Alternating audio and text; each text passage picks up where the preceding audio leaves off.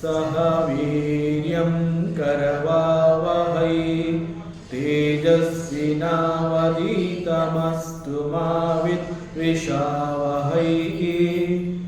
ओम शांति शांति शांति। Shrikrishna servo ನಿನ್ನ ಸೇವೆಯಾಗಲಿ ಸ್ವಾಮಿ. ಎಲ್ಲ ಅಧ್ಯಾತ್ಮ ಬಂಧುಗಳಿಗೂ ನಮಸ್ಕಾರ ಮತ್ತು ಶ್ರೀ ಚಿಕ್ಕಲಿಂಗೇಶ್ವರ ಜ್ಞಾನ ದೇವಸ್ಥಾನದ ಜ್ಞಾನಯಜ್ಞ ಶಾಲೆಯಲ್ಲಿ ಸೇರಿರುವ ಎಲ್ಲರಿಗೂ ಸ್ವಾಗತ. ಧ್ವನಿ ಗುರುದೇವದಾಗಿರಲಿ, ವಿಚಾರ ಪರಮಾತ್ಮನದಾಗಿರಲಿ, ಹಾಗೂ ಇದು ನನ್ನದಲ್ಲದ ಕರ್ಮವಾಗಿರಲಿ.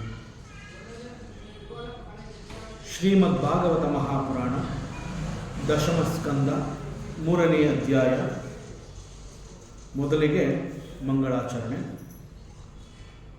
ಜನ್ಮಾದ್ಯಸ್ಯ ಯತೋನ್ಮಯಾದಿತರತಃ ಚಾರ್ತೇಷ್ವವಿಘ್ನಸ್ವರಾಟ್ ತೇನೇ ಬ್ರಹ್ಮಹೃದಾಯ ಆದಿಕವಯೇ ಮುಹ್ಯಂತಿ ಯತ್ಸೂರಯಃ ತೇಜೋ ವಾರಿಮೃದಾಂ ಯಥಾ ವಿನಿಮಯಃ ಯತ್ರ ತ್ರಿಸರ್ಗೋ ಮೃಷಾ ಧಾಮ್ನಾ ಸ್ವೇನ ಸದಾ ನಿರಸ್ತಕುಹಕಂ ಸತ್ಯಂ ಪರಂ ಧೀಮಹಿ ನಾರಾಯಣಂ ನಮಸ್ಕೃತ್ಯ ನರಂ ಚೈವ ನರೋತ್ತಮಂ ದೇವೀಂ ಸರಸ್ವತೀಂ ವ್ಯಾಸಂ ತತೋ ಜಯಮುದೀರಯೇತ್ ತತೋ ಜಯಮುದೀರಯೇತ್.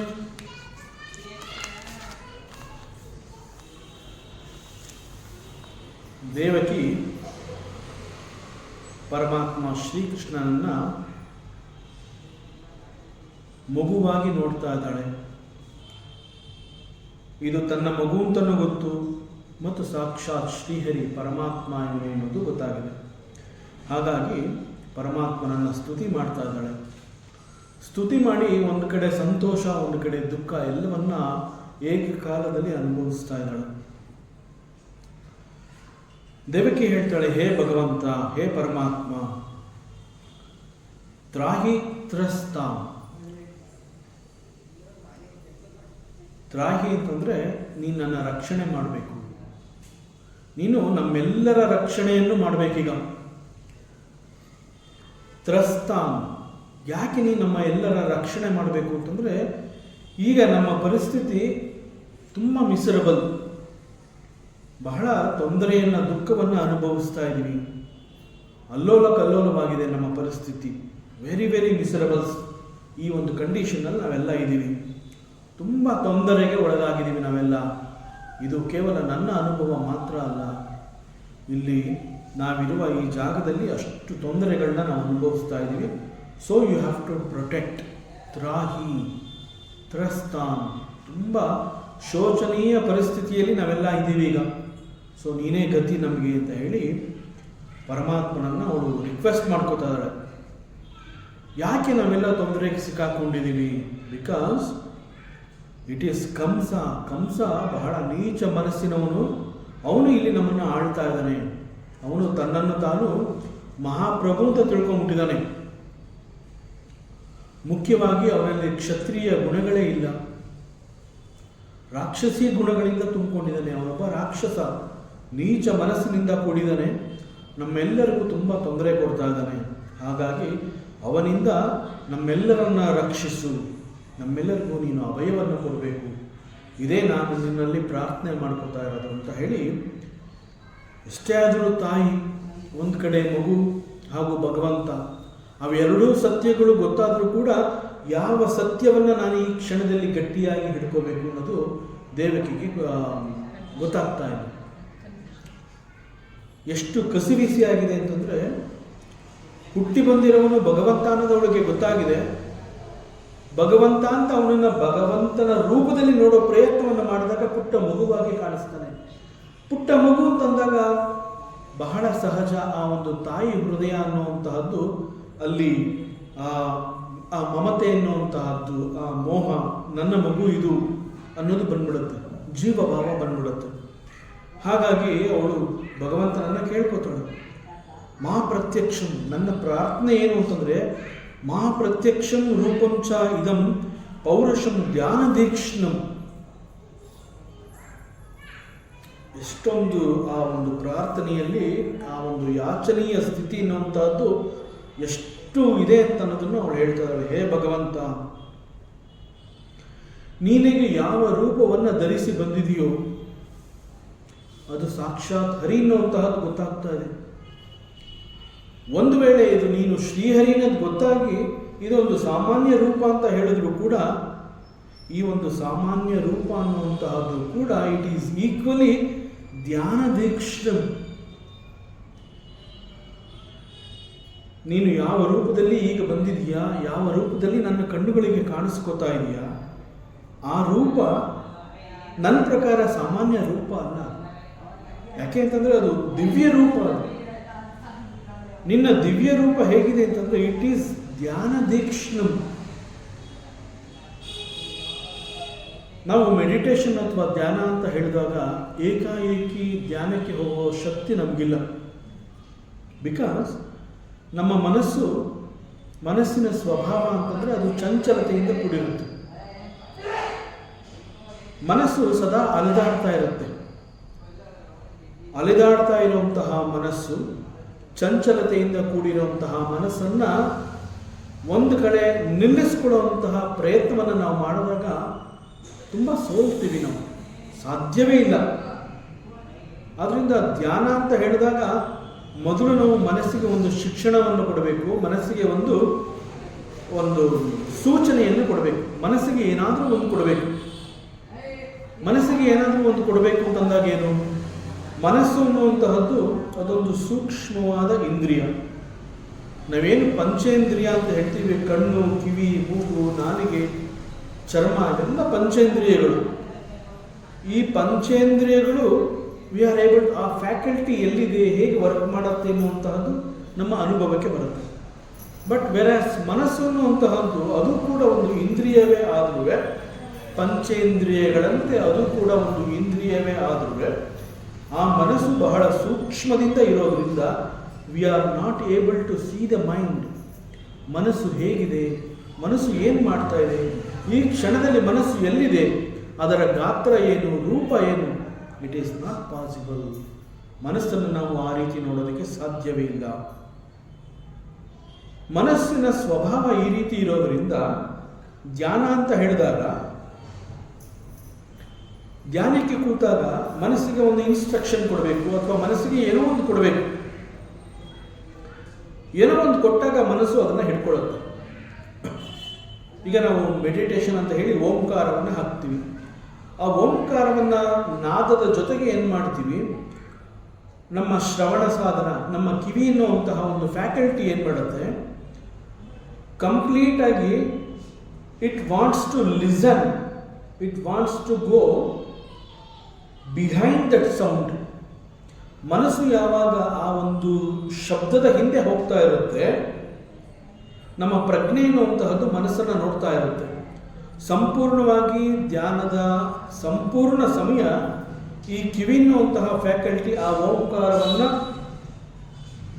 ಹಿಡಿದಿಟ್ಕೊಳ್ಳುವಂತಹ ಪ್ರಯತ್ನದಲ್ಲಿ ಮನಸ್ಸು ಬೇರೆ ಎಲ್ಲೂ ಹೋಗೋದೇ ಇಲ್ಲ, ಸಾಕಷ್ಟು ನಮ್ಮ ಹತ್ತಿರದಲ್ಲೇ ಇರುತ್ತೆ. So then it is possible for us to meditate. So ಧ್ಯಾನ ಅಂತ ಹೀಗೆ ನಾವು ಕೂತಾಗ ಮನಸ್ಸಿಗೆ ಏನೋ ಒಂದು ಕೊಡಬೇಕು. ಇಲ್ಲಿ ದೇವಕಿ ಹೇಳ್ತಾ ಇದ್ದಾಳೆ, ಹೇ ಪರಮಾತ್ಮ, ನೀನು ಸಾಮಾನ್ಯ ರೂಪ, ಅಥವಾ ನಿನ್ನ ದಿವ್ಯ ರೂಪ, ಆ ಎರಡೂ ರೂಪಗಳು ಕೂಡ ಅಮೋಘ. ಧ್ಯಾನದೀಕ್ಷಣಂ, ನಿನ್ನನ್ನು ಒಂದ್ಸಲಿ ನೋಡಿ ನಾನು ಕಣ್ಮುಚ್ಕೊಂಡು ಧ್ಯಾನಕ್ಕೆ ಕೂತ್ಕೋತೀನಿ ಅಂತಂದರೆ ನಿನ್ನ ವಿಗ್ರಹ ನನ್ನ ಮುಂದೆ ಬಂದಿರುತ್ತೆ. That is ಧ್ಯಾನದೀಕ್ಷಣಂ. ಸೊ ನನ್ನ ಮನಸ್ಸು ಬೇರೆ ಎಲ್ಲೂ ಹೋಗೋದಿಲ್ಲ. ಆ ನಿನ್ನ ವಿಗ್ರಹವನ್ನು, ನಿನ್ನ ರೂಪವನ್ನು, ನಿನ್ನ ಆ ಮೂರ್ತಿ ರೂಪವನ್ನು ಬಹಳ ಬಿಗಿದಪ್ಪಿ ಹಿಡ್ಕೊಂಡಿರುತ್ತೆ. ಮನಸ್ಸು ನಿನ್ನ ರೂಪವನ್ನು ಅಷ್ಟು ಸುಲಭವಾಗಿ, ಆ ರೂಪದ ಆಕರ್ಷಣೆಗೆ ನನ್ನ ಮನಸ್ಸು ಒಳಗಾಗಿರುತ್ತೆ. ಆಗ ಮನಸ್ಸು ನಿನ್ನ ರೂಪದ ಹತ್ರನೇ ಇರುತ್ತೆ, ಮನಸ್ಸು ನನ್ನ ಹತ್ರನೇ ಇರುತ್ತೆ. So it is possible for me to meditate. ಅಂತಹ ದಿವ್ಯವಾದ ರೂಪವನ್ನು ನೀನು ಹೊಂದಿದೆಯಾ? ಧ್ಯಾನ ದೀಕ್ಷಣಂ, ನಿನ್ನ ದಿವ್ಯ ರೂಪ ಧ್ಯಾನಕ್ಕೆ ಯೋಗ್ಯವಾಗಿದೆ. So very very fit for meditation.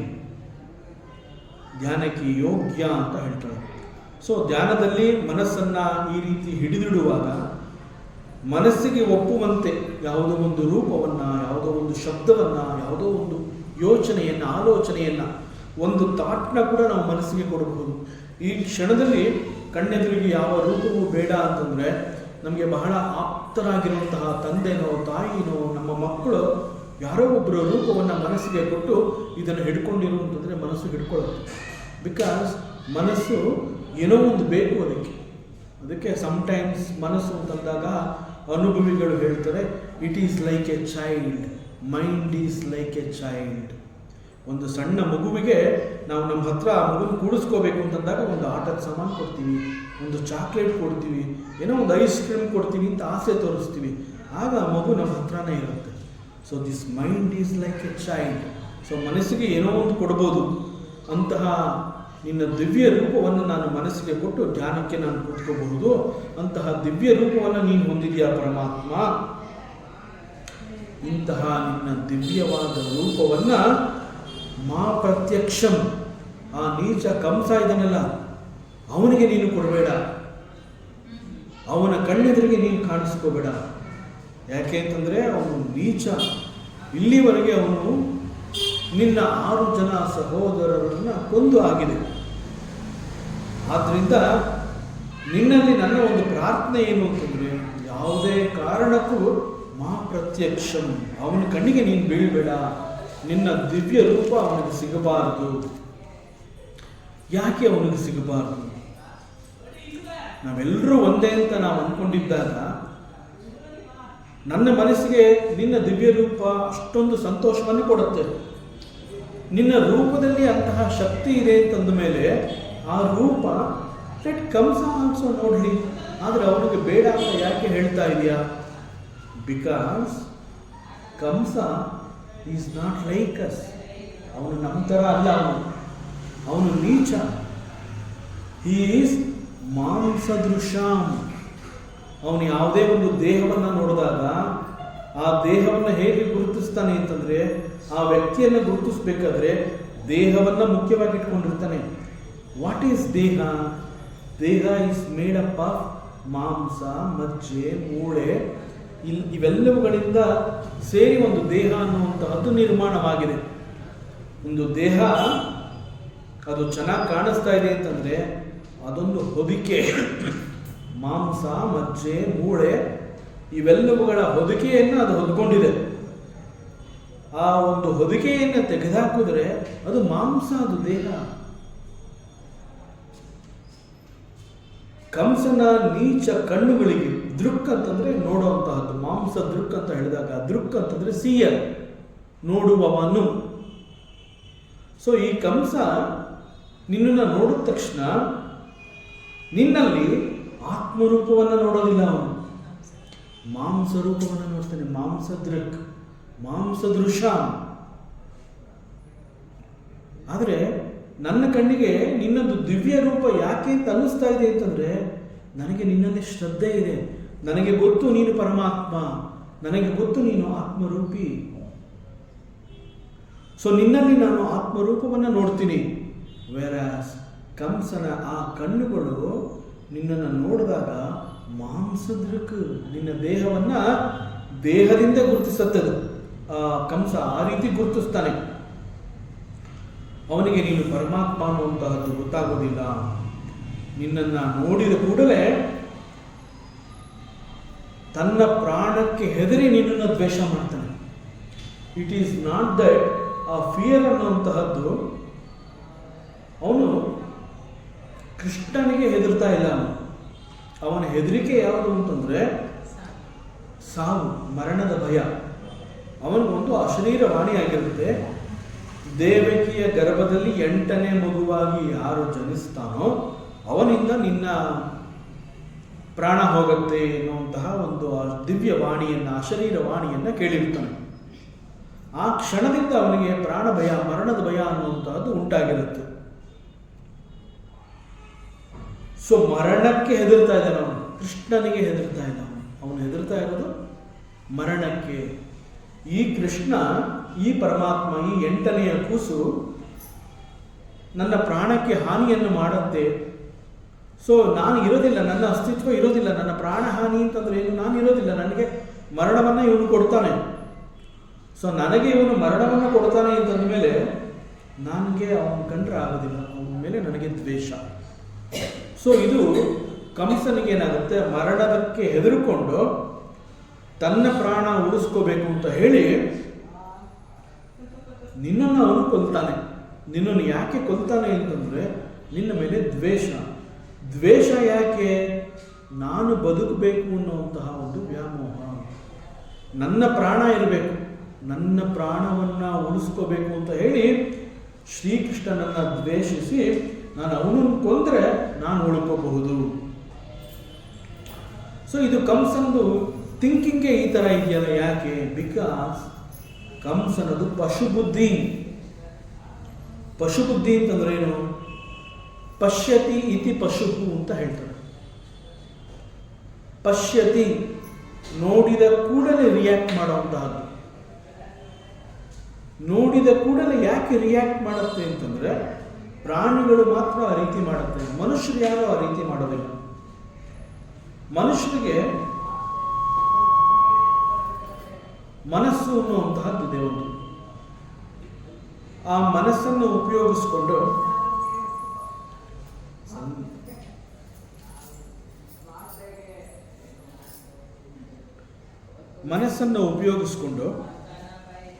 ಆ ಮನುಷ್ಯನ ಮನಸ್ಸು ಪ್ರೋಸೆಸ್ ಮಾಡುತ್ತೆ. ಮನುಷ್ಯನ ಮನಸ್ಸು ಪ್ರೋಸೆಸ್ ಮಾಡೋದ್ರಿಂದ ಇಮ್ಮಿಡಿಯೇಟ್ ಆಗಿ ರಿಯಾಕ್ಟ್ ಆಗೋದಿಲ್ಲ ಮನುಷ್ಯ. ಆದರೆ ಬೇರೆ ಪ್ರಾಣಿ ಅಂತಂದಾಗ ಪ್ರಾಣಿಗೆ ಬಿಕಾಸ್ ಆಫ್ ದಿ ಫಿಯರ್, ಹೆದರಿಕೆ, ನನ್ನ ಮುಂದೆ ಇರುವಂತಹ ವ್ಯಕ್ತಿ ನನಗೆ ಎಲ್ಲಿ ಹಾನಿಯನ್ನು ಉಂಟು ಮಾಡ್ತಾನೋ ಅಂತ ಹೇಳಿ ಆ ಪ್ರಾಣಿ ಏನು ಮಾಡುತ್ತೆ, ಇಮ್ಮಿಡಿಯೇಟ್ ರಿಯಾಕ್ಟ್ ಮಾಡುತ್ತೆ. ದಟ್ ಈಸ್ ಪಶುಬುದ್ಧಿ. ಅದಕ್ಕೆ ಕಂಸ ಪಶುಬುದ್ಧಿ. He is no better than animal. ಅವನು ಒಂದು ಪ್ರಾಣಿಗಿಂತ ಅವನೇನು ಕಡಿಮೆ ಇಲ್ಲ. ಆದ್ದರಿಂದ ಹೊರನೋಟದಲ್ಲಿ ಏನು ಕಾಣುತ್ತೆ ಅದನ್ನು ಹಾಗೆ ಸ್ವೀಕಾರ ಮಾಡುವಂತಹದ್ದು ಪಶುಬುದ್ಧಿ. Because there is no mind in ಪಶು. ಪ್ರಾಣಿಗಳಲ್ಲಿ ಮನಸ್ಸು ಅನ್ನುವಂಥದ್ದು ಇರೋದಿಲ್ಲ. ಅವುಗಳು ಏನು ನೋಡುತ್ತೆ ಅದನ್ನು ಹಾಗೆ ತಗೊಂಡ್ಬಿಡುತ್ತವೆ. ಬಟ್ ಮನುಷ್ಯ ಏನು ಮಾಡ್ತಾನೆ, ನೋಡಿದ ಮೇಲೆ ಇದು ಏನು, ಇದರ ಸತ್ಯ ಅಸತ್ಯ, ದಟ್ ಈಸ್ ಕಾಲ್ಡ್ ವಿವೇಕ. ಇಲ್ಲಿ ಸತ್ಯ ವಸ್ತು ಯಾವುದು, ಅಸತ್ಯ ವಸ್ತು ಯಾವುದು ಅನ್ನುವಂತಹ ಒಂದು ತೀರ್ಮಾನಕ್ಕೆ ಬರಬೇಕು ಅಂತಂದರೆ ಮನುಷ್ಯ ತನಗೆ ಸಿಕ್ಕಿರುವಂತಹ ಮನಸ್ಸನ್ನು ಉಪಯೋಗಿಸ್ಕೊತಾನೆ. ಆ ಉಪಯೋಗಿಸ್ಕೊಂಡಾಗ ಅಲ್ಲಿ ಸಿಕ್ಕಂತಹ ಪರಿಣಾಮ ಇಸ್ ಕಾಲ್ಡ್ ವಿವೇಕ. So this faculty is only for the ಮನುಷ್ಯ.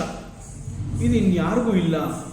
ಆದರೆ ಕಂಸನಿಗೆ ಈ ರೀತಿ ಇಲ್ಲ. ಮನುಷ್ಯನಿಗಿರುವಂತಹ ಈ ಒಂದು ಸ್ವಭಾವ ಅವನಿಗಿಲ್ಲ. ಹೀ ಈಸ್ ಲೈಕ್ ಎ ಪಶು. ಪ್ರಾಣಿಯಂತೆ ವರ್ತನೆ ಮಾಡ್ತಾನೆ.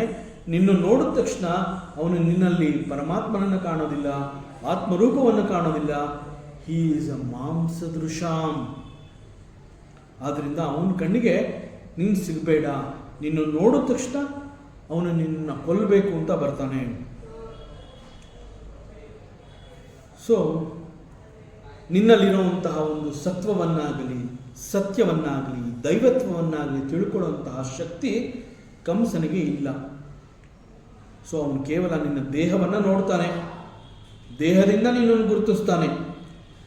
ಆದ್ದರಿಂದ ಮಾ ಪ್ರತ್ಯಕ್ಷಂ, ಅವನ ಕಣ್ಣಿಗೆ ನೀನು ಸಿಕ್ಕಿ ಬೀಳಬೇಡ ಅಂತ ಹೇಳಿ ದೇವಕಿ ಪರಮಾತ್ಮನನ್ನು ಪ್ರಾರ್ಥನೆ ಮಾಡ್ತಾಳೆ.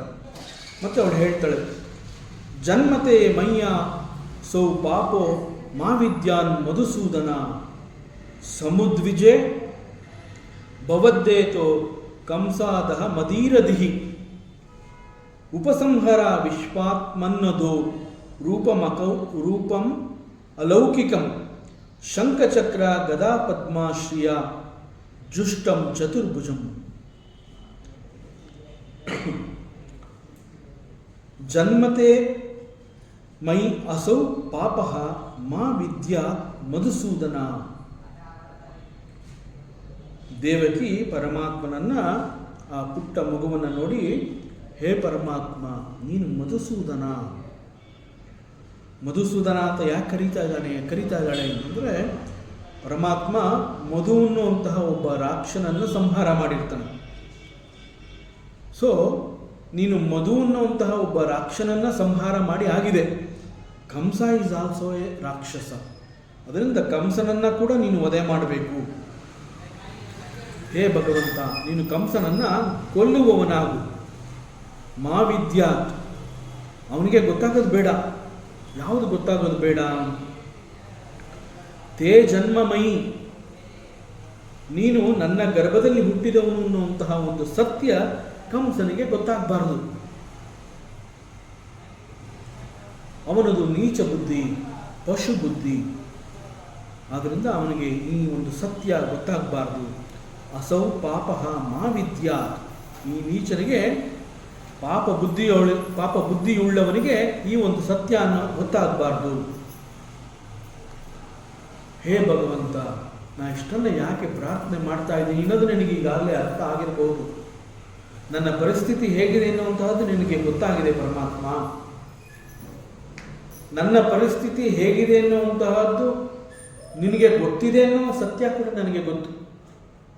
ಯಾಕೆಂದರೆ ಭಗವಂತ ಅಂತ ಹೇಳಿದಾಗ ಯು ಆರ್ ಸರ್ವಜ್ಞ. ಭಗವಂತನನ್ನ ನಾವು ಸರ್ವಜ್ಞ ಅಂತ ಕರಿತೀವಿ. ಯಾಕೆ ಕರಿತೀವಿ ಅಂತಂದರೆ ಭಗವಂತನಿಗೆ ಎಲ್ಲವೂ ಗೊತ್ತಿದೆ. ಸೊ ನನ್ನ ಪರಿಸ್ಥಿತಿ ಹೇಗಿದೆ ಅನ್ನುವಂಥದ್ದು ಕೂಡ ನೀನು ಪರಮಾತ್ಮನೇ ಆಗಿರೋದ್ರಿಂದ ನಿನಗೆ ಗೊತ್ತಿದೆ. ನಾ ಹೇಳ್ಕೊಳ್ಳೋ ಅವಶ್ಯಕತೆ ಇಲ್ಲ. ಇವನು ಕಂಸ, ಇವನು ನೀಚ, ಈಗಾಗಲೇ ಇವನು ನಿನ್ನ 6 ಜನ ಅಣ್ಣಂದರನ್ನು ಕೊಂದಾಗಿದೆ. ಅವನ ಕಣ್ಣಿಗೆ ನೀನು ಬಿದ್ದರೆ ಅವನು ನಿನಗೂ ಕೂಡ ತೊಂದರೆ ಕೊಡ್ತಾನೆ, ನಿನ್ನನ್ನು ಕೊಲ್ಲಲು ಇಷ್ಟಪಡ್ತಾನೆ. ಈ ಎಲ್ಲ ನಿನಗೂ ಗೊತ್ತಿದೆ. ಬಿಕಾಸ್ ಯು ಆರ್ ಸರ್ವಜ್ಞ. ನೀನು ಸರ್ವಜ್ಞ ಅನ್ನುವಂತಹದ್ದು ನನಗೂ ಗೊತ್ತು. ಆದರೂ ಕೂಡ ನಾನು ಯಾಕೆ ಪ್ರಾರ್ಥನೆ ಮಾಡ್ತಾ ಇದ್ದೀನಿ ಅಂತಂದರೆ, ನಾನು ನಿನ್ನ ತಾಯಿಪ್ಪ, ನೀನು ನನಗೆ ಪುಟ್ಟ ಮಗು, ನಿನ್ನನ್ನು ರಕ್ಷಣೆ ನಾನು ಮಾಡಬೇಕು. ಹಾಗಾಗಿ ಅವನ ಕಣ್ಣಿಗೆ ನೀನು ಬೀಳಬೇಡ ಅಂತ ಆ ಒಂದು ತಾಯಿ ಹೃದಯ ನೊಂದು ಭಯದಿಂದ ಹೇಳ್ತಾ ಇದ್ದಾಳೆ. ನನಗೆ ತುಂಬ ಭಯ ಆಗ್ತಾ ಇದೆ. ಒಬ್ಬಳು ತಾಯಿಗೆ ಆ ತಾಯಿ ಹೃದಯಕ್ಕಿರುವಂತಹ ಸಹಜ ಸ್ವಭಾವವನ್ನು ದೇವಕಿ ಈಗ ಹೊರಗಡೆ ಹಾಕ್ತಾ ಇದ್ದಾಳೆ.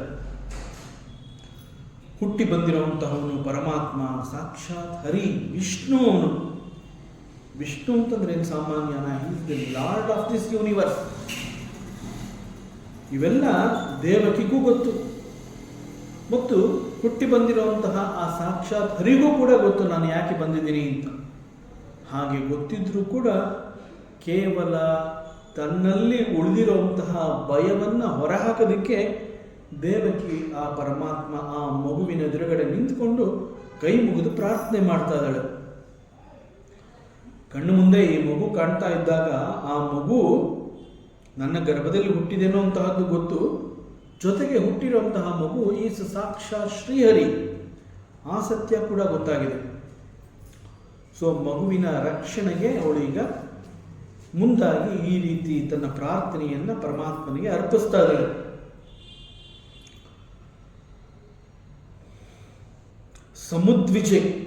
ಸಮುದ್ವಿಜೆ ಅಂತಂದರೆ ಭಯ ಅನ್ನುವಂತಹದ್ದು ಒಂದು ರೀತಿಯ ದೇಹದಲ್ಲಿ ಕಂಪನವನ್ನು ಉಂಟು ಮಾಡುತ್ತೆ. ದಟ್ ಈಸ್ ಸಮುದ್ವಿಜೆ. ಆ ಭಯ ಅನ್ನುವಂತಹದ್ದು ನನ್ನನ್ನು ಆವರಿಸಿ ನಾನು ನಡುತ್ತಾ ಇದ್ದೀನಿ, ಭಯವಾಗ್ತಾ ಇದೆ. ಆದ್ದರಿಂದ ಯಾವ ಕಾರಣದಿಂದ ಕೂಡ ನೀನು ಕಂಸನ ಕಣ್ಣಿಗೆ ಕಾಣಿಸ್ಕೋಬೇಡ,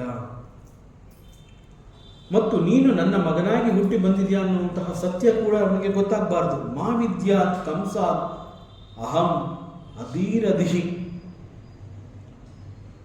ಹುಟ್ಟಿರುವಂತಹ ಮಗು ಸಾಮಾನ್ಯ ಅಲ್ಲ ಅನ್ನುವಂತಹದ್ದು ಗೊತ್ತಾಗಿದೆ. ಈಸ್ ವಿಷ್ಣು, ಸಾಕ್ಷಾತ್ ಪರಬ್ರಹ್ಮ.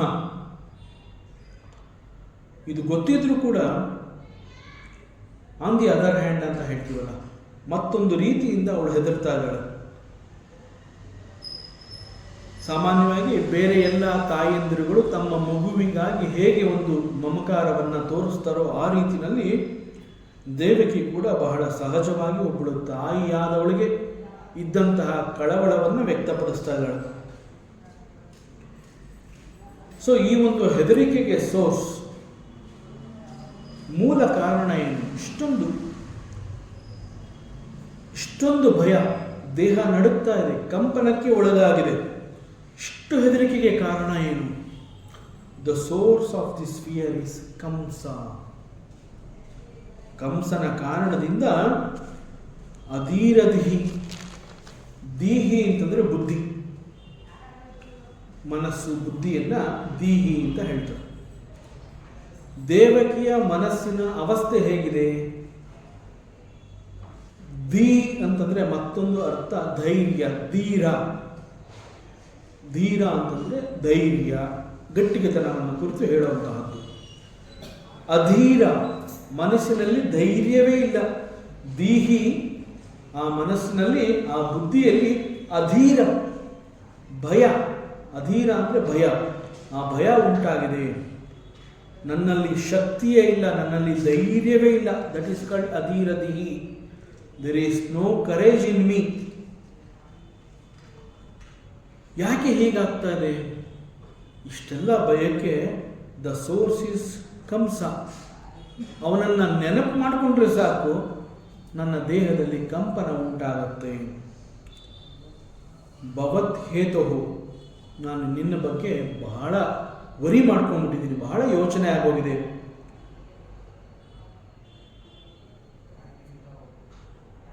ಇಲ್ಲಿ ಒಂದು ಸಣ್ಣ ಸತ್ಯ ಇದೆ, ಸೂಕ್ಷ್ಮವಾದ ಒಂದು ವಿಷಯ ಇದೆ. ಸಾಮಾನ್ಯವಾಗಿ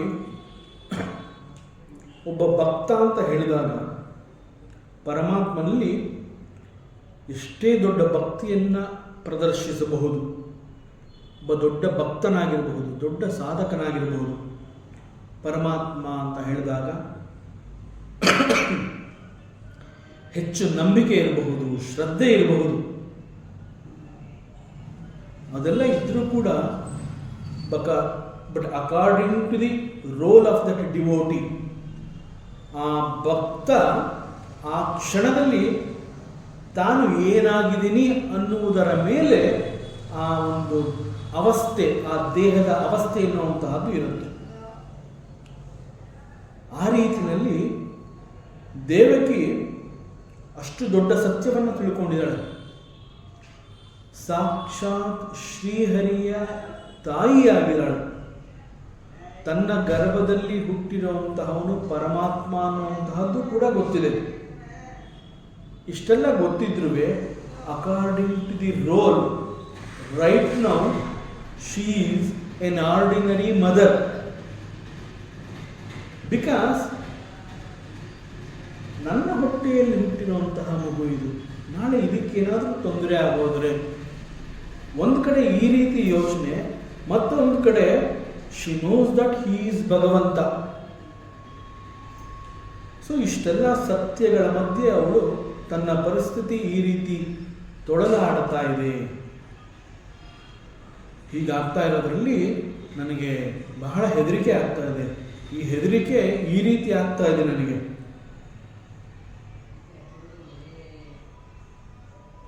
ಎಷ್ಟು ದೊಡ್ಡ ಭಕ್ತಿ ಇದ್ರೂ ಕೂಡ, ಪರಮಾತ್ಮ ನಮ್ಮನ್ನು ಕಾಪಾಡ್ತಾನೆ ಅಂತಂದ್ರೂ ಕೂಡ, ನನಗೆ ನನ್ನ ಇಷ್ಟ ದೇವತೆಯಲ್ಲಿ ನಂಬಿಕೆ ಇದೆ ಅಂತ ಹೇಳ್ತೀನಿ.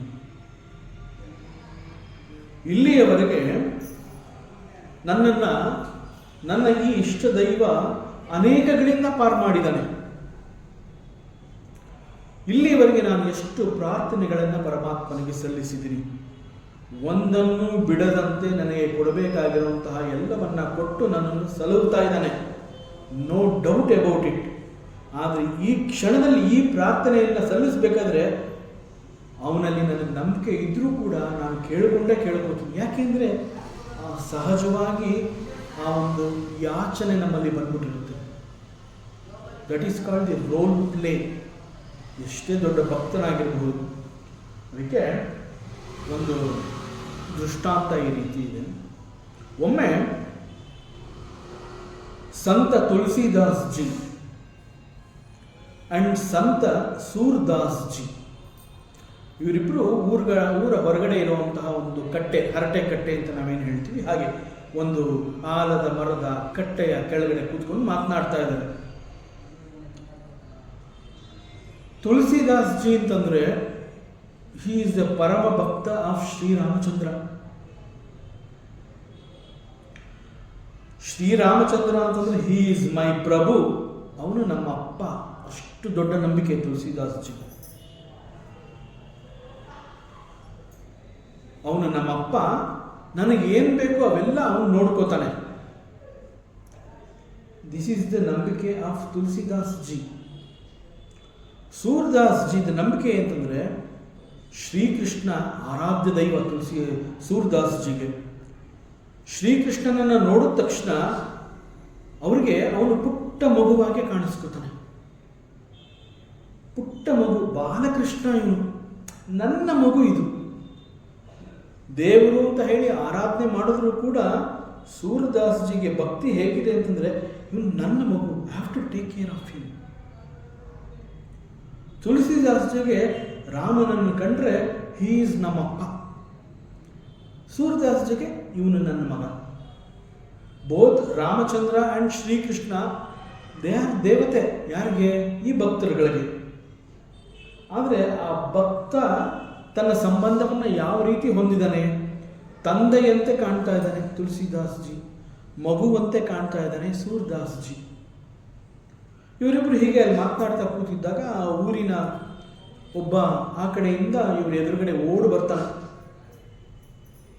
ಓಡಿ ಬಂದು ಇವ್ರು ಹೇಳ್ತಾರೆ, ತುಂಬ ಹೊತ್ತು ಇಲ್ಲಿ ಕೂತ್ಕೊಂಡು ಮಾತನಾಡಬೇಡಿ, ಕಾಡಿಂದ ಒಂದು ಆನೆ ಮದ ಏರಿದೆ, ಅದು ಓಡಿ ಬರ್ತಾ ಇದೆ, ಅದು ದಾರಿಗೆ ಅಡ್ಡಲಾಗಿರುವಂತಹ ಎಲ್ಲವನ್ನ ಅದು ಧ್ವಂಸ ಮಾಡಿ ಬರ್ತಾ ಇದೆ. ಇನ್ನೇನು ಯಾವುದೇ ಕ್ಷಣದಲ್ಲಿ ಅದು ಈ ಪ್ರದೇಶಕ್ಕೆ ಬರಬಹುದು, ಮೊದಲು ನಿಮ್ಮ ರಕ್ಷಣೆ ಮಾಡ್ಕೊಳ್ಳಿ, ಇಲ್ಲಿಂದ ಹೊರಟೋಗಿ ಅಂತ ಅವನು ಕೂಕೊಂಬಂದು ಹೇಳ್ತಾನೆ. ಆಗ ಸೂರ್ದಾಸ್ ಜಿ ಏನು ಮಾಡ್ತಾನೆ, ಓಡ್ ಹೋಗ್ತಾನೆ. ಓಡೋದಾಗ ತುಳಸಿದಾಸ್ ಜಿ ಹೇಳ್ತಾನೆ, ಹೇ ಓಡಬೇಡ, ನಿನಗೆ ಗೊತ್ತಿಲ್ವಾ ನಮ್ಮಪ್ಪ ರಾಮ ಇದ್ದಾನೆ ಅಂತ, ಅವನು ಕಾಪಾಡ್ತಾನೆ, ಯಾಕೆ ಹೆದರ್ಕೋತೀಯ? ಶ್ರೀರಾಮ ಪ್ರಭು, ಅವನು ನಮ್ಮನ್ನು ಕಾಪಾಡ್ತಾನೆ, ಯಾಕೆ ಓಡೋಗ್ತೀಯ? ಆಗ ಸೂರ್ದಾಸ್ ಜಿ ಹೇಳ್ತಾನೆ, ನೋಡಪ್ಪ, ನೀನು ಶ್ರೀರಾಮನನ್ನ ಅಪ್ಪ ಅಂತ ಹೇಳಿ ಆರಾಧನೆ ಮಾಡಿದ್ಯಾ, ಹಿ ವಿಲ್ ಪ್ರೊಟೆಕ್ಟ್ ಯು. ನಾನು ಶ್ರೀಕೃಷ್ಣನನ್ನ ನನ್ನ ಮಗು ಅಂತ ಹೇಳಿ ನಾನು ಆರಾಧನೆ ಮಾಡಿದ್ದೀನಿ. It is my responsibility, I have to protect my child.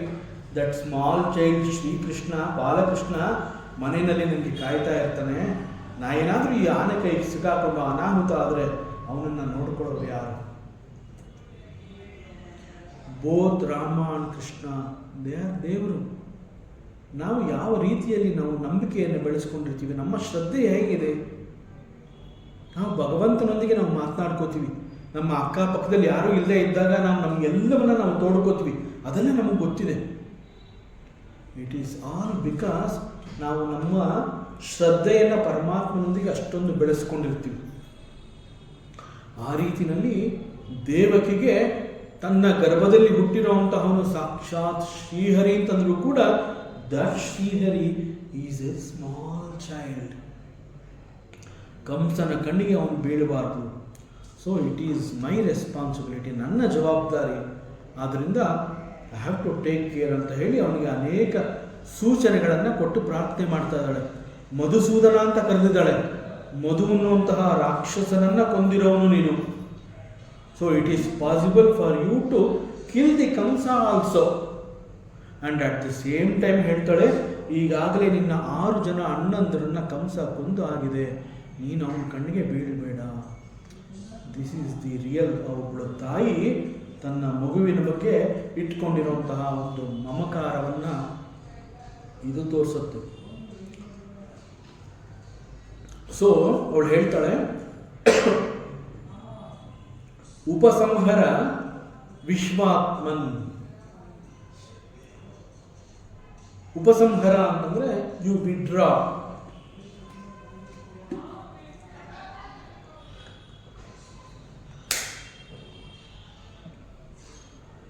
ಏನೊಂದು ಹೊರಕಾಣದಂತೆ ಎಲ್ಲವನ್ನ ನಿನ್ನ ಒಳಗಡೆ ಎಳ್ಕೊಂಡ್ಬಿಡು.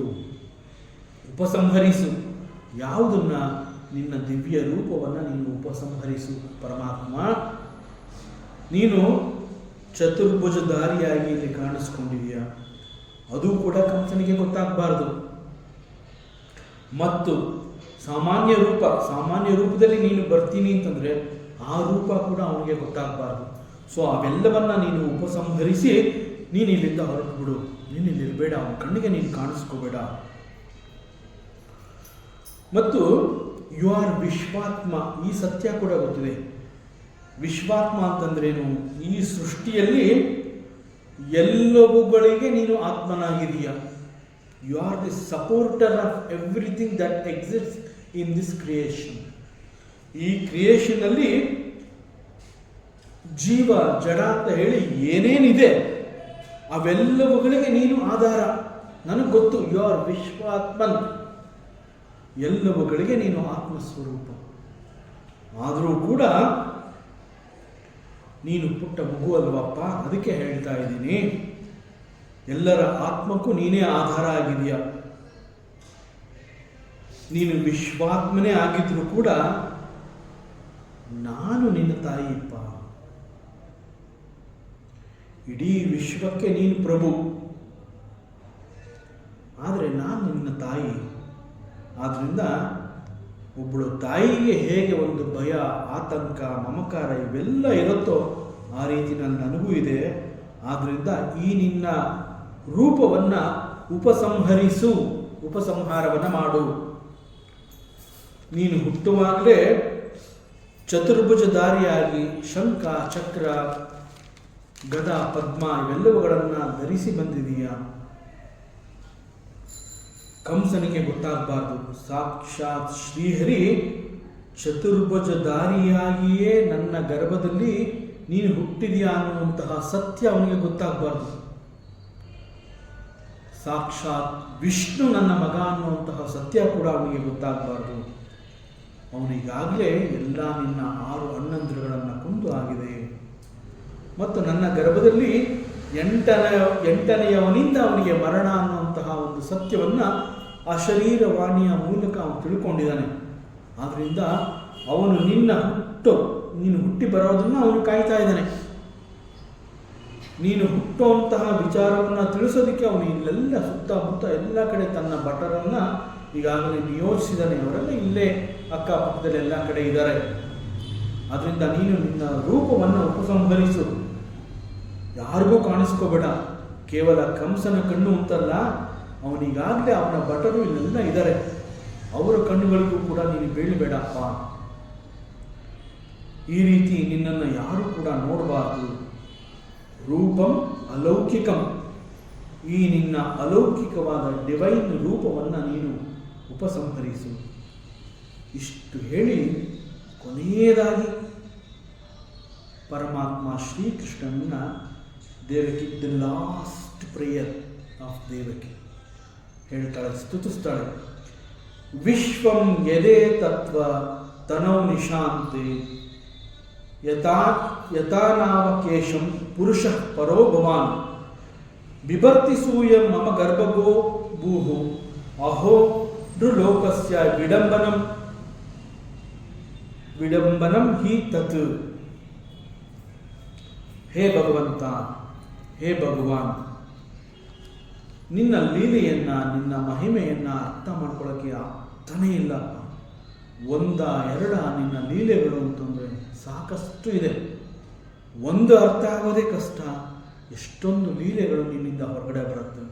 ಅವೆಲ್ಲವನ್ನು ನಾನು ಹೇಗೆ ಅರ್ಥ ಮಾಡ್ಕೊಳ್ಳಿ? ಅರ್ಥ ಮಾಡಿಕೊಂಡ್ರೂ ಕೂಡ it is very difficult to digest.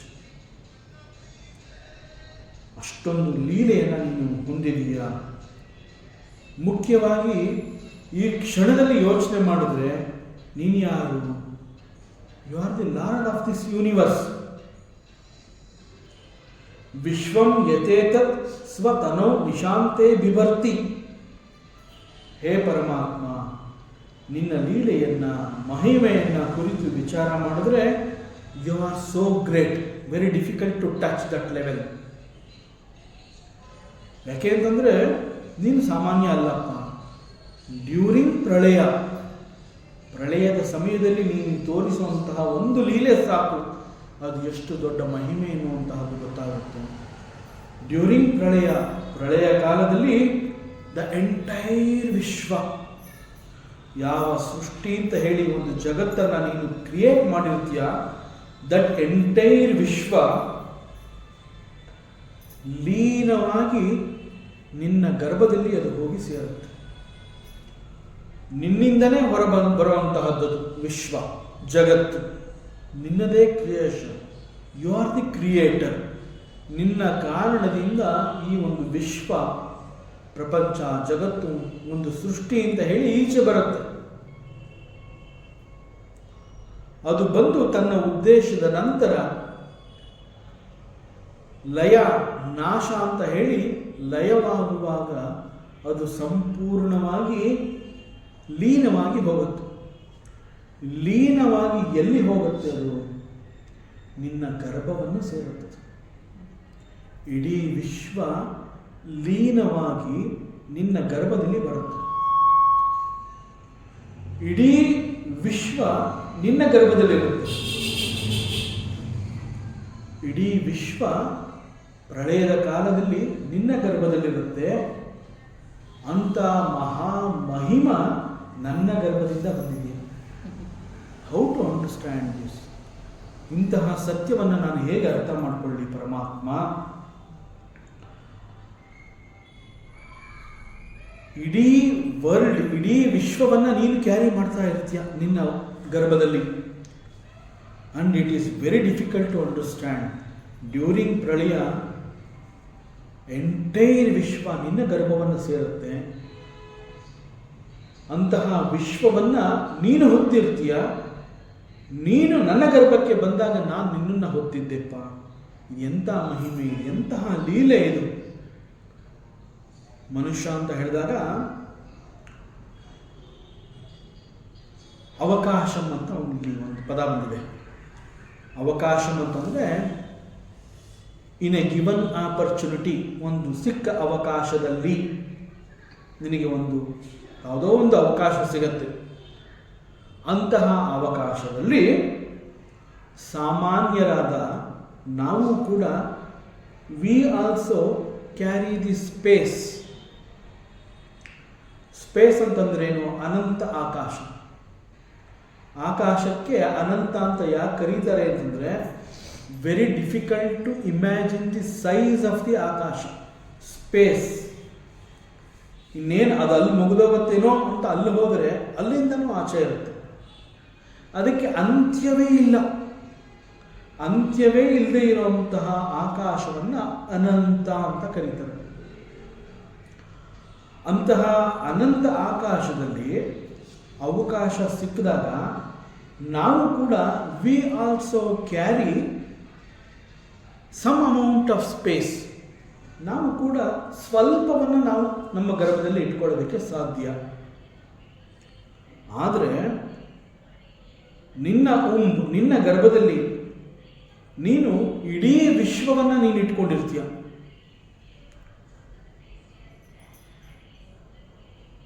ಇದನ್ನು ಊಹೆ ಮಾಡ್ಕೊಳ್ಳೋದಕ್ಕೆ ಅರ್ಥ ಆಗ್ತಾ ಇಲ್ಲ. ನಮಗೂ ಕೂಡ ಒಂದು ಶರೀರ ಅಂತ ಕೊಟ್ಟಿದೆಯಾ ನೀನು. ಪರಮಾತ್ಮ ಅಂತ ಹೇಳಿದಾಗ ವೇದಾಂತದ ದೃಷ್ಟಿಯಿಂದ ಯೋಚನೆ ಮಾಡಿದ್ರೆ ಭಗವಂತನಿಗೆ ಶರೀರವೇ ಇಲ್ಲ. ಪರಮಾತ್ಮ ಅಂತಂದಾಗ ಶರೀರವೇ ಇಲ್ಲ, ಶರೀರ ರೂಪ ಇಲ್ಲ ಭಗವಂತನಿಗೆ. ಆಧ್ಯಾತ್ಮದ ಹೈಯೆಸ್ಟ್ ರಿಯಾಲಿಟಿ, ಆಧ್ಯಾತ್ಮದ ತುದಿಯಿಂದ ಕುರಿತು ಯೋಚನೆಯನ್ನು ಮಾಡಿದ್ರೆ ಭಗವಂತ ಪರಮಾತ್ಮ ಅಂತ ನಾವೇನು ಹೇಳ್ತೀವಿ, ಆ ಪರಮಾತ್ಮ ಭಗವಂತನಿಗೆ ಒಂದು ಶರೀರ ಅನ್ನುವಂತಹದ್ದು ಇಲ್ಲ.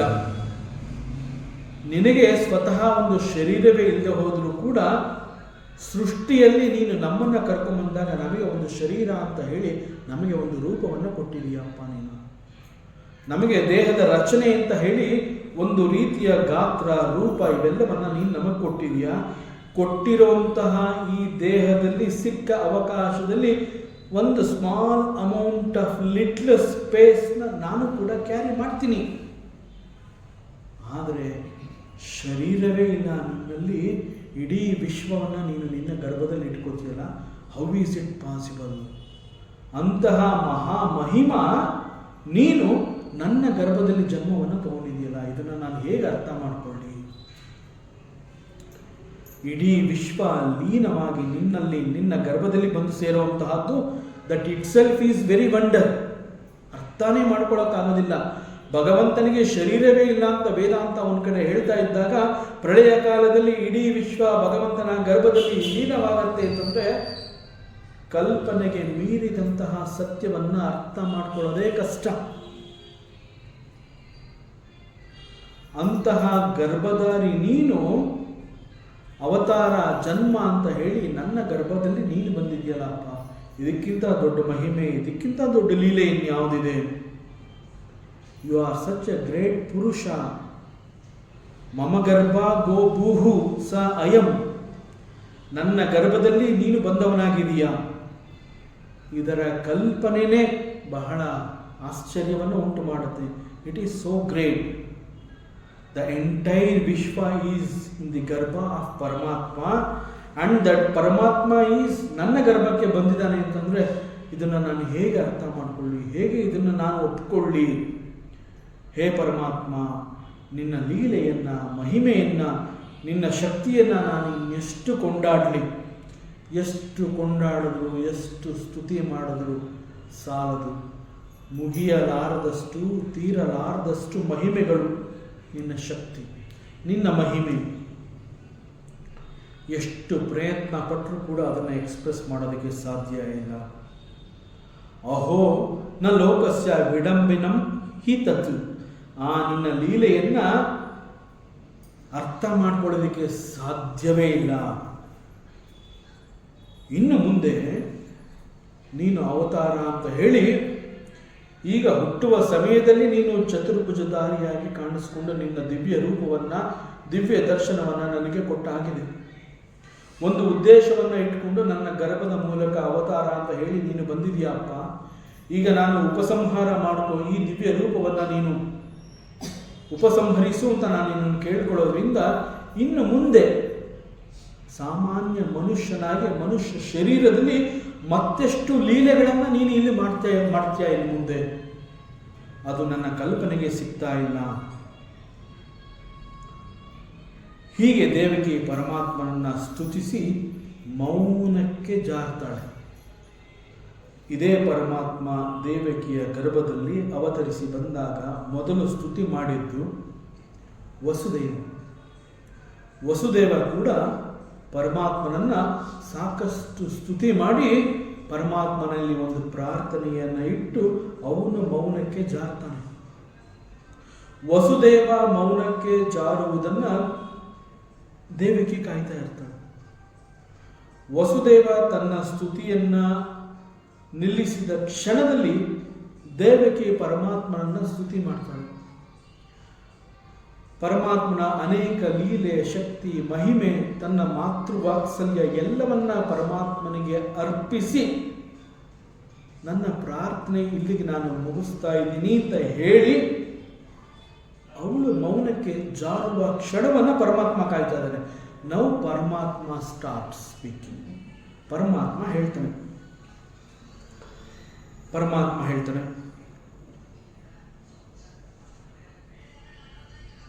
ಪರಮಾತ್ಮ ಹೆಚ್ಚಾಗಿ ದೇವಕಿಯನ್ನೇ ಕುರಿತು ಮಾತನಾಡ್ತಾನೆ. ಈ ಸಂದರ್ಭದಲ್ಲಿ ವಸುದೇವ ಕೂಡ ಪ್ರಾರ್ಥನೆ ಮಾಡಿದ್ದಾನೆ, ದೇವಕಿ ಕೂಡ ಅದರಂತೆ ಪ್ರಾರ್ಥನೆ ಮಾಡಿದಾಳೆ. ಬಟ್ ಪರಮಾತ್ಮ now he will address only to the Devaki. ದೇವಕಿಯನ್ನ ಕುರಿತು ಪರಮಾತ್ಮ ಮಾತನಾಡ್ತಾನೆ. ಯಾಕೆ ಹಾಗೆ ಮಾಡಿದ ಭಗವಂತ ಅಂತಂದ್ರೆ, ದೇವಕಿ ಪರಮಾತ್ಮನನ್ನ ಪ್ರಾರ್ಥನೆ ಮಾಡ್ತಾಳೆ. ಮೊದಲು ಅವಳು ದೇವಕ್ಕೆ ಕೇಳ್ಕೊತಾಳೆ, ಹೇ ಭಗವಂತ, ಮೊದಲು ನಿನ್ನ ಚತುರ್ಭುಜಧಾರಿಯ ಅವತಾರವನ್ನು ಉಪಸಂಹರಿಸು. ಅವಳ ಪ್ರಾರ್ಥನೆಯ ಕೊನೆಯ ಭಾಗದಲ್ಲಿ ಅವಳು ಕೇಳ್ಕೊಳ್ಳೋದಿಷ್ಟೇ.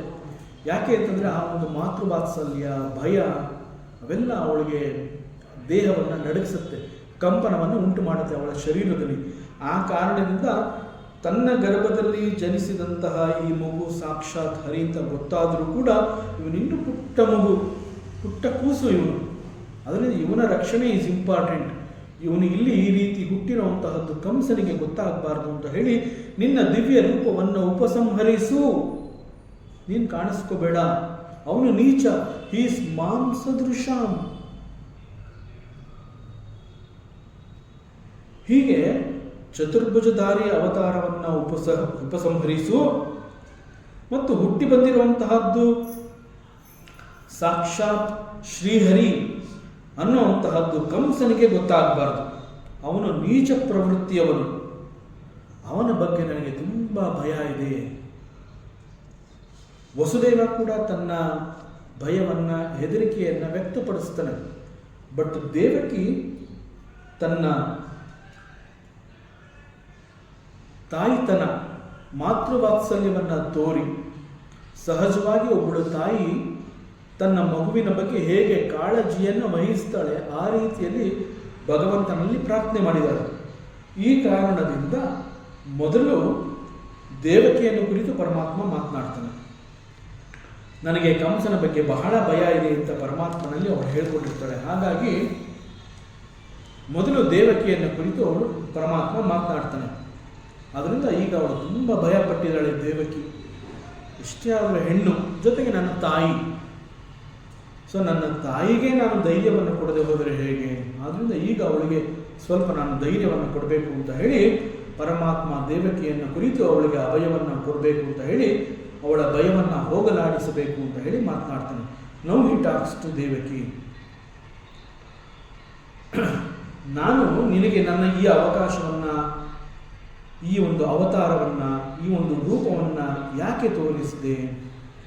ನನ್ನ ಈ ರೂಪ ನಿನಗೆ ಕಾಣುವಂತೆ ಯಾಕೆ ಮಾಡಿದೆ ಅನ್ನೋದು ನಿನಗೆ ಗೊತ್ತಾ ದೇವಕಿ? ಅದನ್ನು ನಾನು ನಿನಗೆ ಹೇಳ್ತೀನಿ.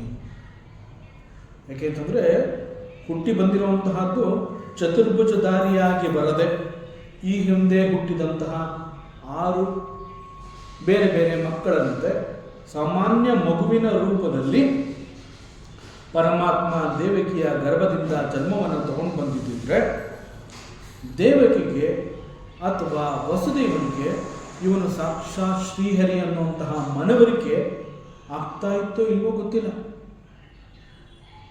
ಹುಟ್ಟಿ ಬಂದಿರುವಂತಹದ್ದು ಸಾಕ್ಷಾತ್ ಶ್ರೀಹರಿ ಅನ್ನುವ ಒಂದು ಪೂರ್ಣ ಸತ್ಯ ವಸುದೇವ ಮತ್ತು ದೇವಕಿಗೆ ಗೊತ್ತಾಗಬೇಕು.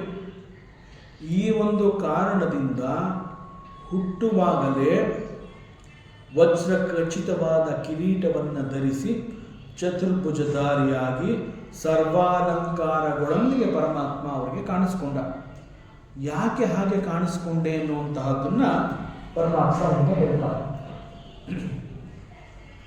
ತ್ವಮೇವ ಪೂರ್ವ ಸರ್ಗೇ ಬೋಹೋ ಪ್ರಶ್ನಿ ಸ್ವಯಂಭುವೇ ಸತಿ ತದಾಯಂ ಸುತಪ ನಾಮ ಪ್ರಜಾಪತಿರಕಲ್ಮಷಃ. ಒಂದು ದೊಡ್ಡ ಸತ್ಯವನ್ನು ದೇವಕಿಗೆ ತಿಳಿಸ್ತಾ ಇದ್ದಾನೆ. ಪರಮಾತ್ಮ ಶ್ರೀಕೃಷ್ಣ ದೇವಕಿಗೆ ಕೆಲವು ಹಳೆಯ ನೆನಪುಗಳನ್ನು ತಂದುಕೊಡ್ತಾ ಇದ್ದಾನೆ. ಹೇ ಪ್ರೀತಿಯ ತಾಯಿ ದೇವಕಿ, ನಾನು ನಿನ್ನ ಗರ್ಭದಿಂದ ಚತುರ್ಭುಜಧಾರಿಯಾಗಿ ಯಾಕೆ ಕಾಣಿಸಿಕೊಂಡೆ ಅನ್ನುವಂತಹ ಸತ್ಯವನ್ನ ನಿನಗೀಗ ನಾನು ತಿಳಿಸ್ತೀನಿ. ನಿನಗೆ ಅನೇಕ ಸತ್ಯಗಳು ಈಗ ಗೊತ್ತಿಲ್ಲ, ಅವೆಲ್ಲ ಮರ್ತು ಹೋಗಿದೆ, ನಿನ್ನ ಸ್ಮರಣೆಗೆ ಅವು ಸಿಗೋದಿಲ್ಲ. ಅವುಗಳು ಸಿಗುವಂತೆ ನಾನು ಮಾಡ್ತೀನಿ, ಕೆಲವು ನೆನಪುಗಳನ್ನು ನಾನು ನಿನಗೆ ಕೊಡ್ತೀನಿ. ಈ ಕ್ಷಣದಲ್ಲಿ ಆ ಸತ್ಯಗಳು ನಿನ್ನ ಸ್ಮರಣೆಯಲ್ಲಿ ಇಲ್ಲ, ಅವೆಲ್ಲವನ್ನ ನಾನು ನಿನಗೆ ವಿವರವಾಗಿ ತಿಳಿಸ್ತೀನಿ ಅಂತ ಹೇಳಿ ಮಾತು ಪ್ರಾರಂಭ ಮಾಡ್ತಾನೆ. ದೇವಕಿ, ಈ ಹಿಂದೆ ನೀನು ಏನಾಗಿದ್ದಿ, ಯಾರಾಗಿದ್ದಿ, ಅವೆಲ್ಲವನ್ನ ನಾನೇನು ತಿಳಿಸ್ತೀನಿ. ತ್ವಮೇವ, ಕೇವಲ ನೀನು ಮಾತ್ರ, ತ್ವಮೇವ ಪೂರ್ವಸರ್ಗೆ, ಇನ್ ಯುವರ್ ಪ್ರೀವಿಯಸ್ ಬರ್ತ್, ಪೂರ್ವಸರ್ಗೆ, ಇನ್ ಯುವರ್ ಪ್ರೀವಿಯಸ್ ಜನ್ಮ. ಇಲ್ಲಿ ಪೂರ್ವ ಜನ್ಮ ಅಂತಂದ್ರೆ ನಾಟ್ ಎಕ್ಸಾಕ್ಟ್ಲಿ ದೇವಕಿಯ ಹಿಂದಿನ ಜನ್ಮ, ಅದಲ್ಲ. ಇಲ್ಲಿ ಪೂರ್ವ ಜನ್ಮ ಅನ್ನುವಂತಹದ್ದು ಎಷ್ಟೋ ಯುಗಗಳು ಕಳೆದು ಹೋಗಿದೆ. ಅಷ್ಟು ದೊಡ್ಡ ಸತ್ಯವನ್ನ ಈಗ ನೆನಪು ಮಾಡ್ತಾ ಇದ್ದಾನೆ. ನೀನು ನಿನ್ನ ಪೂರ್ವ ಜನ್ಮದಲ್ಲಿ ನೀನು ಯಾರಾಗಿದ್ವಿ, ಏನಾಗಿದ್ವಿ, ಅದು ನಿನಗೆ ಗೊತ್ತಿಲ್ಲ. ನಾನು ನಿನಗೆ ನೆನಪು ಮಾಡ್ತಾ ಇದ್ದೀನಿ. ನಾನು ನಿನಗೀಗ ಹೇಳ್ತಾ ಇದ್ದೀನಿ ಆ ಸತ್ಯವನ್ನ. ಪೂರ್ವ ಜನ್ಮದಲ್ಲಿ ನಿನ್ನ ಹೆಸರು ಪ್ರಶ್ನಿ. ನಿನ್ನನ್ನ ಲೋಕದಲ್ಲಿ ಪ್ರಶ್ನಿ ಎಂಬುದಾಗಿ ಗುರುತಿಸ್ತಿದ್ರು. ಆ ರೀತಿ ನಿನ್ನನ್ನು ಕರೀತಾ ಇದ್ರು. ಮತ್ತು ಪೂರ್ವ ಜನ್ಮದಲ್ಲಿ ಅಂತಂದ್ರೆ it was the period of Swayambhuva Manu. Swayambhuva Manu ಅಂತಂದ್ರೆ ಈಗಿರುವ ಮನು 7ನೇ Manu. Swayambhuva Manu is the first Manu. ಎಷ್ಟು ಯುಗಗಳು ನಡೆದು ಹೋಗಿದೆ, ಅದನ್ನ ಈಗ ನೆನಪು ಮಾಡ್ತಾ ಇದ್ದಾನೆ ಪರಮಾತ್ಮ. ನೀನು ಪೂರ್ವಜನ್ಮ ಅಂತ ನಾನು ಹೇಳ್ತಿದ್ದೀನಲ್ಲ ಅಮ್ಮ, ಅದು ಸ್ವಯಂಭುವ ಮನುವಿನ ಪೀರಿಯಡ್, ಸ್ವಯಂಭುವ ಮನ್ವಂತರ.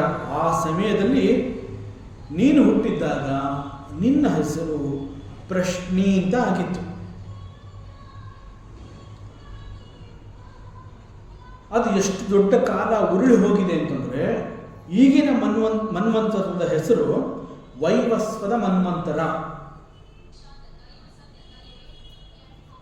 ಬ್ರಹ್ಮದೇವನ ಒಂದು ಹಗಲು ಅಂತಂದ್ರೆ ಇಟ್ ಈಸ್ 1000 ಚತುರ್ಯುಗ. ಬ್ರಹ್ಮದೇವನ ಒಂದು ಹಗಲು ಅಂತಂದ್ರೆ 1000 ಚತುರ್ಯುಗ. ಈ 1000 ಚತುರ್ಯುಗದಲ್ಲಿ 14 ಮನುಗಳು ಬಂದು ಹೋಗ್ತಾರೆ. ಪ್ರತಿಯೊಬ್ಬ ಮನುವಿಗೂ 70 ಚತುರ್ಯುಗಗಳ ಅವಧಿ. ಸೊ ರಫ್ಲಿ ಕ್ಯಾಲ್ಕುಲೇಷನ್ ಮಾಡಿದ್ರೆ ಒಬ್ಬ ಮನು ಅಂತಂದ್ರೇನು? He is the Prabhu of the entire creation, ಸೃಷ್ಟಿಯ ಒಡೆಯ. And he is the law maker. ಎಲ್ಲವೂ ಅವನ ಕಂಟ್ರೋಲ್ನಲ್ಲಿ ಇರುತ್ತೆ. That is called Manu. So ಈಗಿನ ಮನು ಈಸ್ ವೈವಸ್ವತ ಮನು. ಆದರೆ ನೀನು ಪ್ರಶ್ನೆಯಾಗಿದ್ದು ಯಾವಾಗ? ಸ್ವಯಂಭುವ ಮನುವಿನ ಸಮಯದಲ್ಲಿ, ಆ ಮನ್ವಂತರದಲ್ಲಿ. ಸೊ ಆ ಪ್ರಕಾರ ಈಗ ಬ್ರಹ್ಮದೇವನ ವಯಸ್ಸೆಷ್ಟು? ಈಗ 50 ವರ್ಷಗಳು ಮುಗಿದಿದೆ.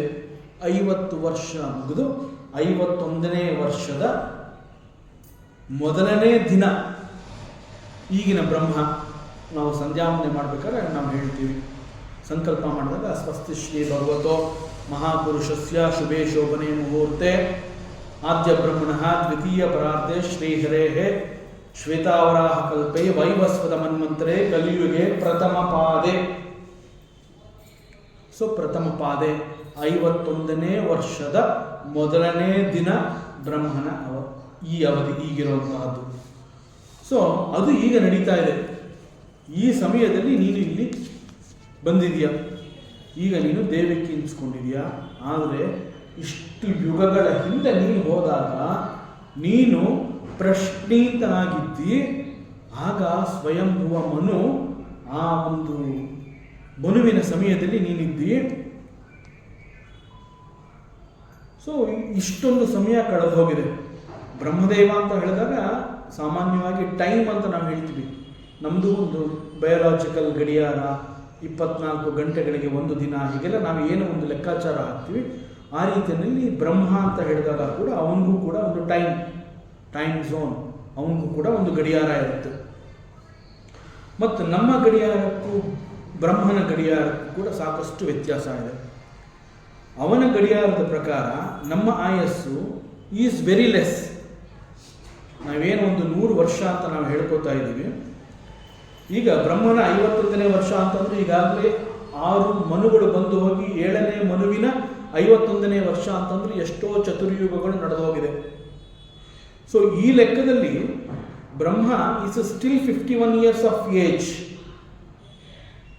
ಒಬ್ಬ ಮನುಷ್ಯ ಕೇವಲ ಅವನಿಗೆ 100 ವರ್ಷಗಳ ಆಯಸ್ಸು ಅಂತಂದ್ರೆ ಅದು ಕಲ್ಪನೆಗೆ ಸಿಗೋದಿಲ್ಲ, ಅಷ್ಟು ಸಣ್ಣ ಅವಧಿ ಬ್ರಹ್ಮನ ಆ ಒಂದು ಗಡಿಯಾರಕ್ಕೆ ಕಂಪೇರ್ ಮಾಡಿದ್ರು. ಸೊ ನಮ್ಮ ಪೂರ್ಣ ಆಯಸ್ಸನ್ನ 100 ವರ್ಷ ಅಂತ ಹೇಳಿದ್ರೆ, ಫಾರ್ ಬ್ರಹ್ಮ ಇಟ್ ಈಸ್ 1 ಸೆಕೆಂಡ್ನಲ್ಲಿ ಮಿಲಿ ಸೆಕೆಂಡ್ ಅಂತ ಏನು ಹೇಳ್ತೀವಿ, ಆ ಮಿಲಿ ಸೆಕೆಂಡಲ್ಲಿ ಮಿಲಿ ಸೆಕೆಂಡ್ ಆಗಿರ್ಬೋದು. ಅದು 100 ವರ್ಷ ನಾವು ಬದುಕಿದ್ರೆ ಅಷ್ಟು ಸಣ್ಣ ಕಾಲಘಟ್ಟ. ಸೊ ಈಗ ಕೃಷ್ಣ ಹೇಳ್ತಾ ಇದ್ದಾನೆ, ನೀನು ಸ್ವಯಂಭುವ ಮನುವಿನ ಕಾಲದಲ್ಲಿ ಜೀವಿಸಿದ್ದಾಗ, ನೀನು ಬದುಕಿದ್ದಾಗ ನಿನ್ನ ಹೆಸರು ಪ್ರಶ್ನಿ ಅಂತ ಆಗಿತ್ತು. ತದಾಯಾಮ್ ಸುತಾಪ ನಾಮ, ಆಗ ಈಗನಲ್ಲ ನಿನ್ನ ಗಂಡ ವಸುದೇವ, ಅವನು ಆಗ ಸುತಾಪ ಅಂತ ಆಗಿದ್ದ. ಹೀಗೆ ನೀವಿಬ್ರು ಪ್ರಶ್ನಿ ಮತ್ತು ಸುತಾಪ ಅನ್ನುವಂತಹ ದಂಪತಿಗಳಾಗಿ ಇದ್ರಿ. ಮತ್ತು Sutapa is a very good Prajapati. ಅವನಿಗೆ ಕಲ್ಮಶವೇ ಇರಲಿಲ್ಲ ಅವನಲ್ಲಿ, ಅಂತಂದ್ರೆ ಒಂದು ಚೂರು ಕೂಡ ದೋಷವೇ ಇರಲಿಲ್ಲ ಸುತಾಪನಲ್ಲಿ. ಅಂತಹ ಪ್ರಜಾಪತಿಯಾಗಿದ್ದ. ನೀವಿಬ್ರು ಬಹಳ ಹೃದಯವಂತರಾಗಿದ್ರಿ, ಬಹಳ ಸತ್ವಗುಣಗಳಿಂದ ಕೂಡಿದ್ರಿ. ನೀವು ನಿಮ್ಮ ಹೃದಯ ಬಹಳ ಶುದ್ಧವಾಗಿದ್ವು. ಅಂತಹ ಪ್ರಶ್ನಿ ಈಗ ನನ್ನ ಕಣ್ಣೆದುರಿಗೆ ನನಗೆ ತಾಯಿಯಾಗಿ ದೇವಕಿಯ ರೂಪದಲ್ಲಿ ನೀನಿದೀಯ. ಈಗ ನಿನ್ನಲ್ಲಿ ಭಯ ಹುಟ್ಟಿದೆ ಕಂಸನ ಕಾರಣದಿಂದ. ನಿನಗೆ ನಾನು ಸಾಕ್ಷಾತ್ ಶ್ರೀಹರಿ ಅನ್ನೋದು ಗೊತ್ತಾಗ್ಲಿ ಅಂತ ಹೇಳಿ ನಾನು ಜನ್ಮ ತಗೊಳ್ಳುವಂತಹ ಸಂದರ್ಭದಲ್ಲಿ ಚತುರ್ಭುಜಧಾರಿಯಾಗಿ ಸರ್ವಾಲಂಕಾರ ಭೂಷಿತನಾಗಿ ನಿನ್ನ ಕಣ್ಣಿಗೆ ಕಾಣಿಸ್ಕೊಂಡೆ. ನೀನು ಆ ರೂಪವನ್ನು ಉಪಸಂಹರಿಸು, ಅದು ಯಾರಿಗೂ ಗೊತ್ತಾಗಬಾರ್ದು. ಎಸ್ಪೆಷಲಿ ಕಂಸ ಇಸ್ ಎ ನೀಚ. ಯಾವುದೇ ಕ್ಷಣದಲ್ಲಿ ಅವನು ನಿನ್ನ ಪ್ರಾಣವನ್ನು ಅವನು ತೆಗೀತಾನೆ. ಆದ್ದರಿಂದ ರೂಪವನ್ನು ಉಪಸಂಹರಿಸು ಅಂತ ನೀನು ಕೇಳ್ಕೊತಾ ಇದೆಯಾ. ನಾನು ಸಾಮಾನ್ಯ ಶಿಶುವಿನ ರೂಪದಲ್ಲಿ ಈ ರೂಪವನ್ನು ಉಪಸಂಹರಿಸಬೇಕು.